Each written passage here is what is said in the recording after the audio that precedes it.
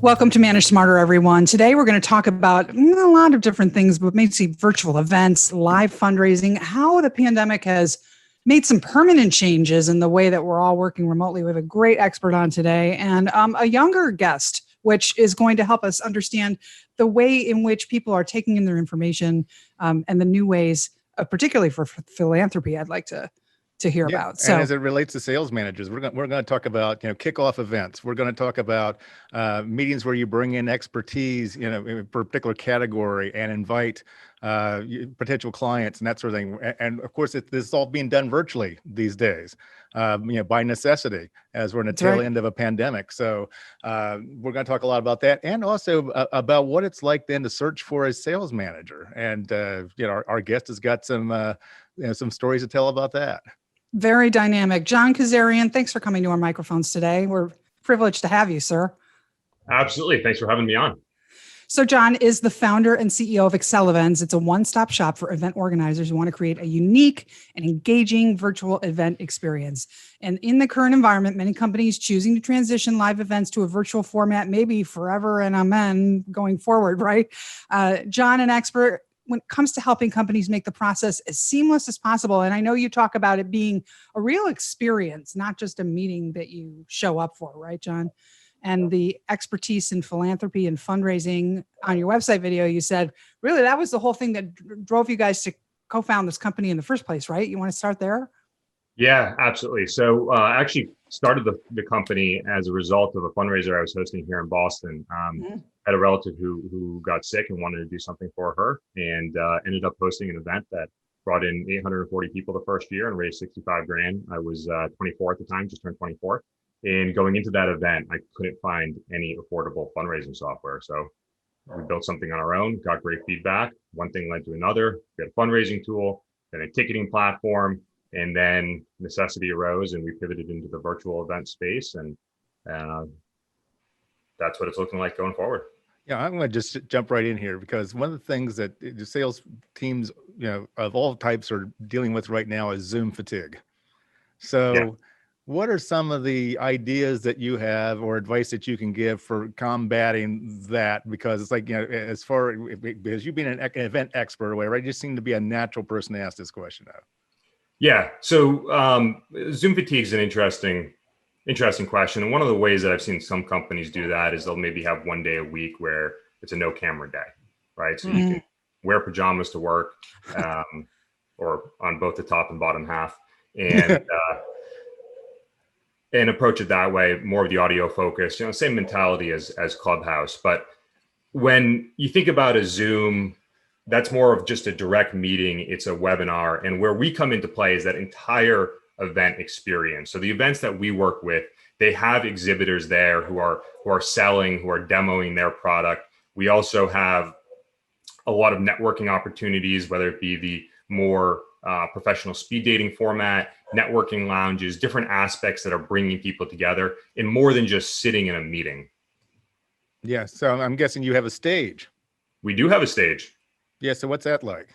Yeah. So there are a couple of different ways that that's used, but what we tend to see with the conferences is that there's the main stage that will have those keynote presentations. And often those are production quality presentations. The event organizers are working with a video producer who they may have set up a green screen or used a venue to have the CEO or whoever the presenters are on stage, and that gets piped in. And then from there, everything splits out into those breakout sessions, the same way that you might go into a smaller room in a venue and you can interact with the speaker in real time and ask questions.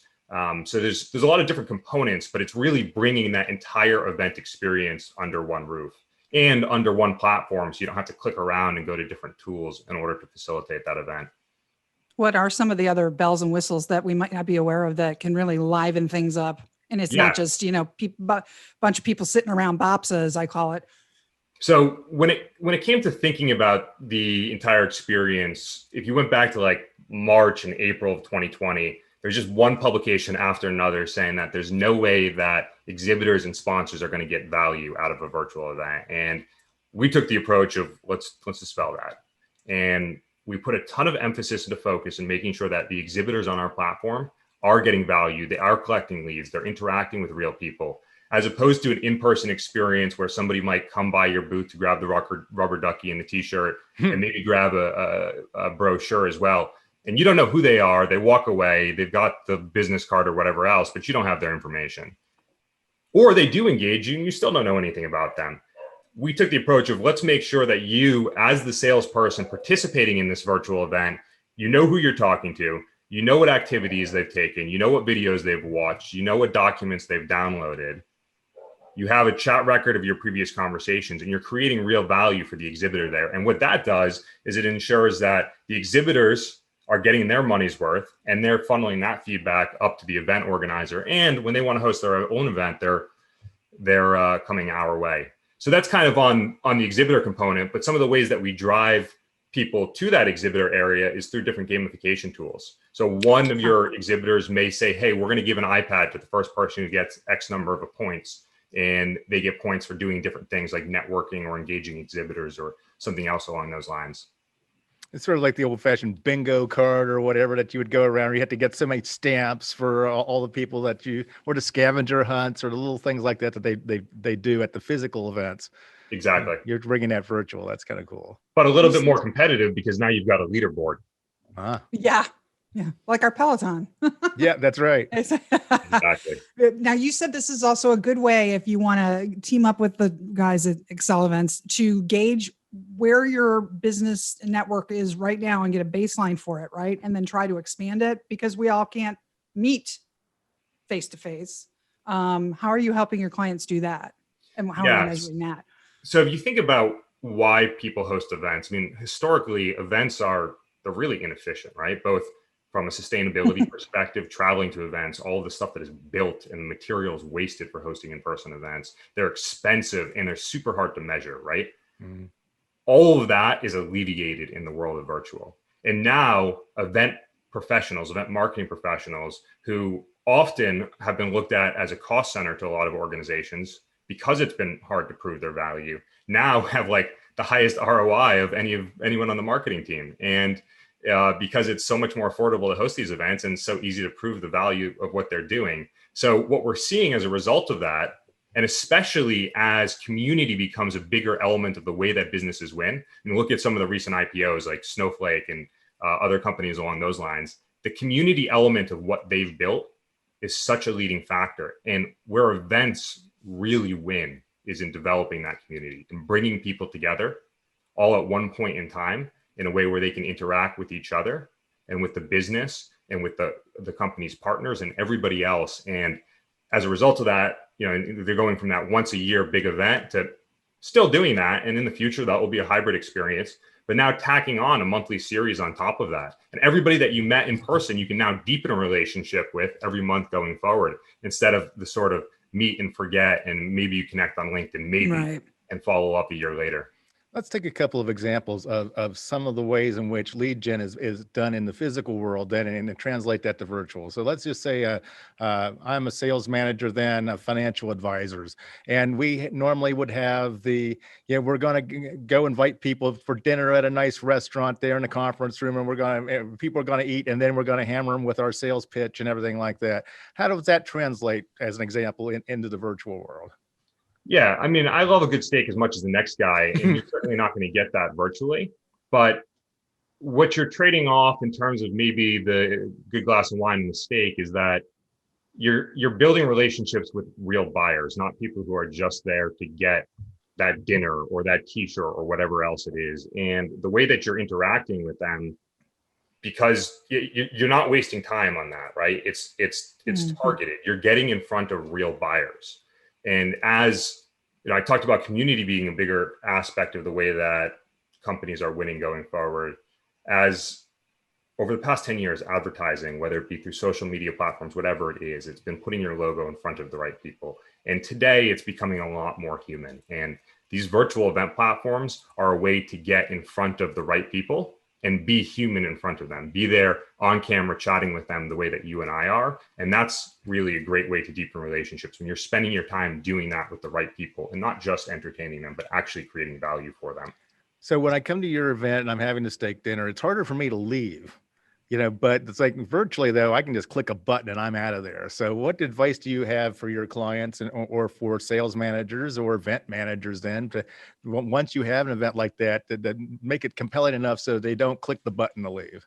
Oh, they certainly can. And, at the end of the day, maybe you're having 6, 7, 8 people at that steak dinner and they'll all stick around and hear you out. But if somebody leaves after 30 seconds online, somebody else fills right back in that gap. And whereas in 3 hours, you entertain 6 or 7 people, here you could have a conversation with 200 or 300, and you can actually get in front of somebody who is genuinely interested in what it is that you're offering. So go ahead, Audrey. So do your sales managers, have they changed with doing this virtually and trying to close that pitch? Do they incorporate some of the elements of your bells and whistles into their pitch when they're doing that? Yeah. Okay, so it's all integrated. Everything is under one roof in the way that we offer our platform. And in terms of the way that we're selling what it is we offer, right, that's certainly what I meant. A big piece of it is the feature-centric side of things. And that does play into the way that we're getting evaluated against our competitors. But I think a couple of the other big aspects of it, we're particularly strong in that exhibitor component. And what we're seeing in virtual as compared to in person is that about 90% of the events on our platform are free for the attendees to attend. And all of the event fees are being covered by the revenue that's generated from those exhibitors, which drives more attendees since it's free to participate, obviously global reach, and that gets more value for the exhibitors. As for the other pieces of where we're differentiating ourselves, the support is a massive aspect of it. I mean, when you think about an event, you spend weeks, months planning an event that accumulates in sometimes a couple of hours, often a couple of days, but sometimes a couple of hours. You need somebody there who can help you out with any question that arises instantly throughout that event. And for us, we have 5 times more support and success people than we do salespeople. That's just the priority. It has to be in the event space. And we emphasize that. What about let's say a product launch meeting? Let's take this internal. So forget the the keynote address with the guy up on stage and everything like that. But in terms of we have this new product, so we have to have someone then talk about the product. We have to then have sales talk about how they're going to sell the product, marketing how they're going to market the product in the marketing campaign, and the customer experience gets talked about as well. It's like, how do those types of events lend themselves well to virtual, especially since we're all scattered all over the place these days? Yeah, so those type of events lend themselves very well to virtual. I think a lot of those product launches, they're not a multi-day thing, and it's a great way to get access to a wider audience of people. When it comes to thinking about how to approach that, if maybe it's a software company that's launching one new product internally to a group of 100 people. To be fully transparent, go with a Zoom, a team, something like that. It's going to be cheaper and it's going to get the job done. You can bring different speakers on and they can present that. Where we see more of that product launch concept working, I'll give you an example. Like there's a international auto parts company that has been using the platform to host very large scale events, and their franchise model business, and all of their suppliers come and they set up in the platform, and they'll be pitching their tools there, and they can purchase spotlights to highlight certain new products. And then their entire dealer network, all of those franchisees are coming in as attendees and getting access to learn about all of those new products that are being released. Now, that's on a much larger scale, and there's a lot of moving components, and that's where it makes more sense to use a platform like ours as opposed to something that may be a more singular stream, where something like a Zoom is frankly sufficient. So where is that threshold? Is it 100, or is what's the number of attendees where it really stops making sense then to have a bunch of Zoom boxes and actually use a platform like yours? Yeah, I would say it's I'd say the smallest event we really see is around 25 attendees, but it's more so that it's not a singular track. There's multiple components to it. Oh, I see. Mm-hmm. Where you may have a networking aspect. Now, obviously, webinars have been a big thing for 10, 15 years. And we talked about Zoom fatigue before. And I think webinar fatigue is another component of that. Because why do you want to watch something live that you can, for the most part, just skip ahead and find the parts that are relevant to you at a later point in time. But when you replace that webinar event that maybe was 30, 45 minutes, and you add a 30 or 45-minute networking opportunity before that, and maybe follow that up with another component where people can book meetings with reps from your company to dig into some new product features that you released or something along those lines. You maybe take a 2-hour block and you add different components and a more human element to that experience. That's a really big opportunity to differentiate the way that you're getting access to prospects and deepening relationships with your customers. Is it possible in that networking room to pair off and go to a even smaller room where I can talk one-on-one with somebody, or is it everybody all on one room trying to talk to each other? So the networking I was at least thinking of in my head was one-on-one. So being matched up with people with either similar interests, or you offer something that they're looking for. Maybe it's a job fair is an easy example, but it could also be a wider room where it's a more persistent conversation going on. Got it. So you really came down on the plus side of this pandemic just based on your business, your core business. What's it been like for you as a leader and a manager to have to scale up quickly the last 10 months or so? Yeah, so we pivoted into this space early. We made the decision at the beginning of March that we don't know what the future is going to look like, and in any case, hybrid is becoming more relevant, especially as there's been shrinking corporate budgets for events and traveling to events, and then also greater emphasis on sustainability. So we decided to go all in on it, and obviously that was the right call. We scaled from just under 20 people to now over 80 in 7 months. So oh my God. Yeah, it's and I'll also add that we're self-funded, so we did that without raising any outside capital. So what are some of the lessons you've learned? Yeah, it had to be quite a ride. I mean, it all comes down to the people, right? Mm-hmm. It's everybody that we hired was somebody who, well, a lot of people came out of the event space. I mean, we were somewhat fortunate in the fact that there were layoffs in the event space, and we had the opportunity to get great people who really knew events inside and out, and that meant they could get up and running quickly. But the other aspect of it was that everybody we hired was ready to jump in and take on anything, and we wouldn't have been able to do what we've done if it wasn't for that. Let's talk about your process of hunting for a sales manager. How's that going? Where are you looking? What are you looking for? And what's the process look like? Yeah, so we're a pretty lean sales team right now. We were 3 people for about 4 months, and I mean, and the numbers were great. I mean, 3 people sold 1.95 million in bookings in 5 months. So, and now we're starting to scale that up. But as we scale that up, frankly, I don't have any expertise there, and I don't have the capacity either to be checking in on the team. And we also just went through a CRM migration. So as we're getting all of these building blocks in place, we're looking for somebody who can help us own and scale that process, and also helping us to navigate the move more into the enterprise space and thinking about some of the complexities that are inherent in the way that the selling process is different when you're selling to the enterprise versus SMB. And so where are you starting to look for those types of candidates? Yeah, primarily LinkedIn. I've been doing a lot of cold outreach myself, and I've been having a lot of great conversations with people. It's a pretty specific person that we're looking for.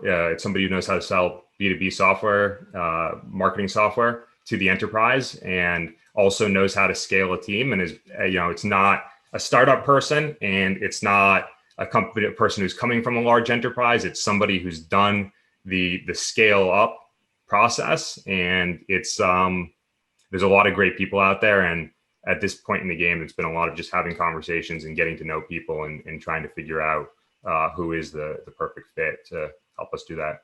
Well, you mentioned like the job fit, because you mentioned some of the competencies that you're looking for from the manager.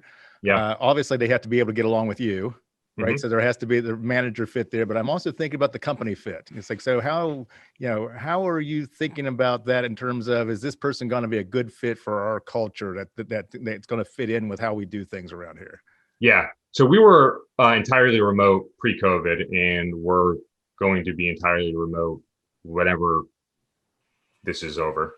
And that's one part of it. The other part of it is, going back to the hiring that we've done. The culture that we've built, especially remote, has been amazing to see. And I think a lot of that comes down to when you hire people or bring people together who maybe have a more soft-spoken personality or culture, it's easy for that to get missed or hidden when it's behind the lens of Slack, for example.